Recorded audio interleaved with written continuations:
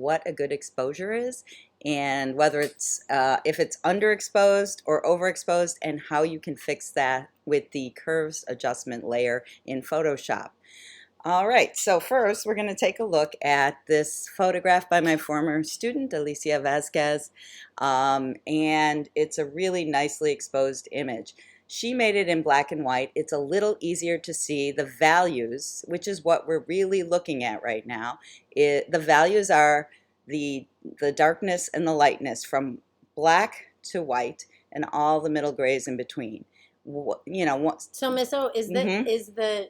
the value scale here, does that represent all those values you're talking about? That's right. All So up Perfect. here we have something called maximum black. So when you're making an exposure and it finally just goes over the line to the darkest black you can have, that is called maximum black.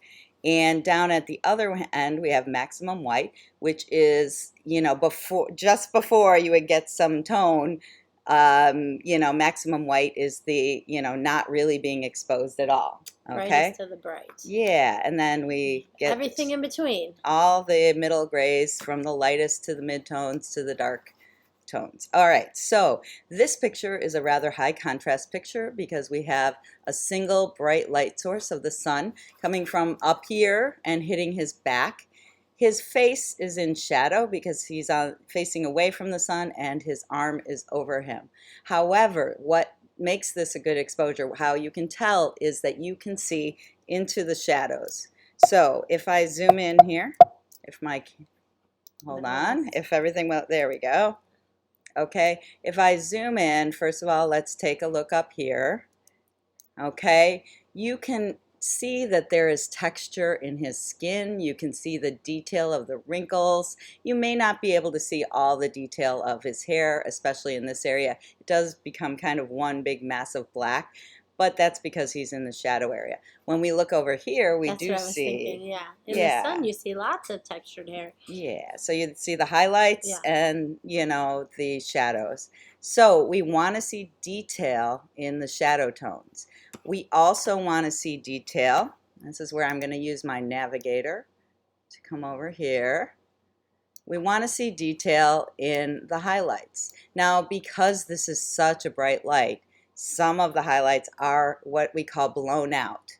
Okay, they're just really white. No matter how dark we make this, this is not going to get any lighter It's than that this. whitest white. Yeah, that's the maximum White there. Yeah, and here too. However, we see a lot of detail in the highlight areas, in the texture and the wrinkles of the fabric there, and all the way down that side. There's a little bit of blurring here because he was moving very quickly when she shot this. Very nice.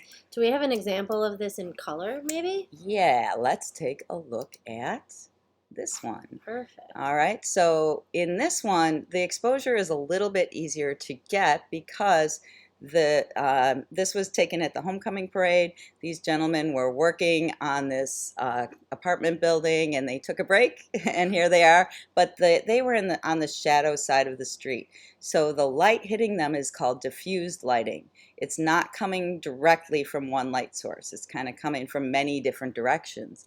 So when we take a look closely here, again, we're looking for that detail in the highlights and in the shadows. So, Ms. Kirsch, what do you see here in his hair? Earlier when we were talking about this, Miss O, you pointed out that you can see, and maybe you put your cursor there, the difference between his hair and his hat up underneath, which is, you know, there's a distinct difference there, even though they're both dark shades, dark tones, values rather, you know, but also even the shadows up underneath here. Let's see, can we zoom out a little? We can see his tattoos almost pretty clearly. Let's see, he's got a tattoo there. If I were to zoom in on that, I bet you I could make out what it is. Let's see. Let's see. Oh, sorta, kind of. Design, yeah. Design, some lettering. He's got an iWatch and an Apple phone. Yeah. An iPhone, Apple Watch and iPhone. So, yeah. No, but look at all that texture in the signage. And then when we go, rust, yeah, all the different layer textures and details. All right. Now this doesn't have any blown out highlights because we didn't have that super bright light. However, in the brightest white tone, the brightest tone, the lightest tone Up here, we do see some of the stitching on his hat. It's not just completely white. Mm-hmm. All right, so, and real quick, hey, you guys, adjustment layers. Yeah. When we make an adjustment layer, we're doing something called non-destructive editing, which means we are not changing the pixels on the picture. The adjustment layer is kind of like a filter that hangs over the top of the picture. So if I make this black and white, I just clicked on the black and white adjustment layer. Okay, so I'm going to open my layers palette and you can see what it would look like in black and white. The nice thing about these adjustment layers is you can turn them off and on to just see which one you like better. All right. Very nice. Okay, and you can get rid of them if you want to. Throw them in the garbage. Yeah. So what about pictures that are not well exposed, that are either overexposed or underexposed? Do we have any examples of that? Yeah, let's take a look. Actually, let's start with underexposed. Oh, wow. This is dark. Yeah, so I was shooting in manual at the pep rally, and sometimes when you're shooting in manual and things are moving quickly, especially when the light is changing a lot, you don't always get the best exposure. So here, I underexposed the picture. And how can I tell that, Miss Kirsch? Well, I said it a minute ago. I gave it away. It looks very dark. I can't see a lot of differences in the values here. That dark is sort of, the mouth looks like one big blob of dark black, but I know there's some actual detail in that mouth. So I'm wondering, is there a way we can fix that in Photoshop? Yeah, so we're going to go back to our adjustment layers, which are over here on the panels. By the way, if you search, for example, we're going to use a curves adjustment layer. I don't suggest you search curves because there is a curves layer that will actually affect the pixels. So always go over to the right to the panels.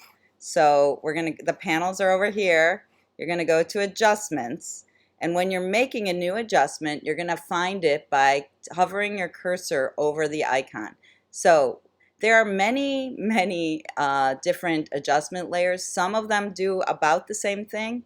The curves layer is the most professional and it gives you the most control of any of the exposure ones. So please use this one. Do not use levels. Do not use brightness and contrast. They're not as good. We want to teach you to do the more professional way of editing. So we're going to click on curves. When you click on curves, you're going to get the properties window for curves. Okay, and what are we looking at here? We're looking at value. Are we looking at values of lights and darks? We are. So where do we see the lights and darks on this properties screen? Let's see. Yeah, a couple things. Up here, this dot right here is our maximum white, and it should really stay in that corner. Let me Command 0 this. If I do this, bring the maximum white down, it's just going to make the whites gray. Yeah, we don't want that. And that does not look good. This down here is our maximum black point. And again, it should stay in the corner. If we move it, it's just going to make everything really, really dark or possibly just kind of faded looking. We don't want that. So, no, those are the things we don't want. This line represents the value scale from white to light gray to middle gray to dark gray to black. Okay? Mm-hmm. Behind it, we also have something called a histogram, which is a graphical representation of all the tones in the picture. So this is black, and the line goes up to show you how much black is in the picture. So you can look here. The value that is most represented in this one is this kind of dark gray. So that one spikes way up here. And then we have some, middle grays here. Notice that we have no white tones and no light grays over here. Mm-hmm. When you have an underexposed picture, the histogram is going to shift to the left. Okay, everything is kind of, over to the left side. All right, so. Yeah, of course. Okay, so this right here, I call it the pointer finger. I looked it up and it's actually called the on-picture editing tool, okay? But it looks like a little finger with an up and a down arrow. To activate it, you have to click on it, and then it will get darker. All right. And now when we go over to the picture, it turns to an eyedropper. But you're going to look over here while I'm moving my cursor over here. Notice that everywhere I move, it's going to move the dot to show you where that value is on the value scale. So even when I move to the lightest tone here, I think that's white. However, when I look there, it's not actually white. It's kind of a middle gray. Yeah. Okay? So that is part of the problem here. So the other cool thing you can do, besides just kind of see where these tones are, you're going to click in a spot. I would not go with a black, don't go on a black area, don't go on a white area, but to go to a gray tone. So right here, her face is definitely too dark, but it's not black. So I'm going to point there. And then with my mouse, I know you can't see this, but you're going to have to listen. Click down with your mouse and hold it down. Don't let go. Notice when I click, you get the pointer finger. Okay, and then there's an arrow for up. If I move my mouse up, it's going to just move the exposure up from that one point. Interesting. Or if I move it down, it makes it darker. Okay. So you notice how that curve's moving on the side. Do you notice? Everyone watching, you should take a look over there to the right too. Both things are changing. So as we, and that's really, thank you for pointing that out, because it is pulling it up from that point, so everything else comes up with it. Yeah. What we don't want to do is pull it up too much. Right. Then it becomes overexposed. Yeah, it's starting, I mean, it's not too bad here, but it probably, she is in shadow, so it's okay to make her face look a little bit, darker. So we're going to maybe put it, and we also want to look at Morty and not make him look too overexposed either.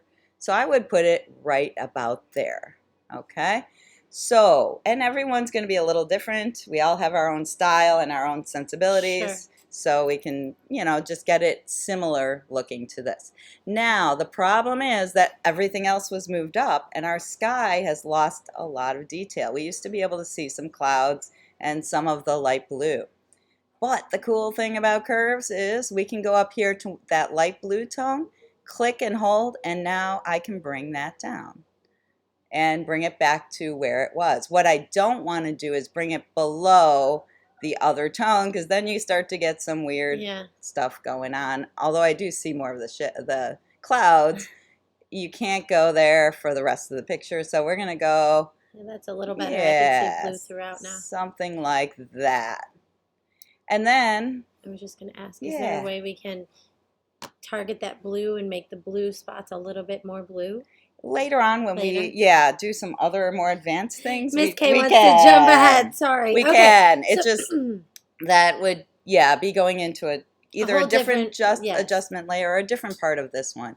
But real quick, let's take a look at we can also point to these flags. Oh yeah. Point and bring that down to make them a little darker as well. A little more prominent, even though they're blurry. You could still see them a little better that way. Okay. Very nice. Okay, so now what about a picture that's overexposed? Yeah, so we would be done. Just to remind you, you would save this as a TIFF. If you don't save it as a TIFF, save as. If you save it as a JPEG, it's going to flatten it and you will not be able to change it. The nice thing about these adjustment layers, if you save it as a TIFF or a PSD, then you will be able to change it at any time. So I am going to, each of you should have your own new folder that is called Curves Practice, and you can save these in the Curves Practice folder. Okay, down here, unless you save it as a copy, you're not going to get the JPEG option anyways. Photoshop is okay, but TIFF is better. It's more, you can open it in more places and then push save. Here on the TIFF options, just make sure it says Macintosh. Everything else should be set. Okay, the next thing, as Ms. Kirsch just asked, is overexposure. So here, again, it was super bright sunlight and I was shooting in manual, did not get the exposure correct. The whites are totally blown out. In fact, if we zoom in here and look at where his forehead meets the sky, there's no line. I just realized that's Principal Gamboa. It is. It is. From Morton East. Yes. Oh my gosh. It was so overexposed and bright, I couldn't even tell that was who that was in the first, when I first saw it. Yeah. Wow. So. Okay, this is such a great example, Miss Obermeyer. Is there anything we can do with this picture, or? Yeah, so we're going to go back again and to go our to our adjustment layer. Okay, on our curves layer only, right? Right. We're going to find curves because right there. Looks like a little curve on a grid. And it says curves when I hover my cursor over it. I use the pointer finger. This time I'm going to point again to a mid-tone, whether it's dark or light middle gray. I'm going to click, drag it down, and notice that we're starting to get more detail. You have to be careful not to go too far. Too much, right? But I would go about there. We could also go to this color and kind of bring that down in the background a little bit without making it look like, if I go too far and it gets close to the other tone, it gets too gray. So maybe about that. The problem is, in this kind of photo, it's better to underexpose than overexpose. Yeah. It's easier to fix it than when it's underexposed. When it's overexposed, there's so much light that things are just drowned out. Is that right? There's no information there at all. Yeah, it's just like blown away. Right. And I don't know, I'm wondering if you agree with this. I had a teacher once that told us, you really don't want to, if you're trying to make a photo look realistic, you don't really want to adjust more than 20% or 20 points, either direction. Like 20 is kind of your threshold maximum. There's no numbers right here, but sometimes you see numbers. Okay. You know, I don't know if you ever. What that's one I haven't heard, but that sounds good. Like 20% is a little bit, just enough to, then you get to that point and you can see, ooh, no, that doesn't look realistic anymore. It looks a little bit blown out one way or another. Okay. Yeah, exactly. That's really good advice. So, unfortunately, in this one, that's the best we're going to do. It's better. It is better. In this case, again, I might go to the black and white layer and add that, and then it maybe will look a little bit better. Sometimes when you do some of these adjustments, it does affect the color also. Yeah. So, real quick, one last thing I want to show you. I'm just turning off the black and white layer. If you want to go back to your curves layer that you've already made, a lot of kids make the mistake of going back to adjustments and clicking on curves again. Notice if I do that, you're making another layer. I'm making another layer, and I don't want another layer. You want to just keep it as simple as possible. Yeah. So we're going to go here, double click, and now we're back in our curves layer. So, again, you would save this as a TIFF, as we did before. Will you do that again just so we can see? File, save as.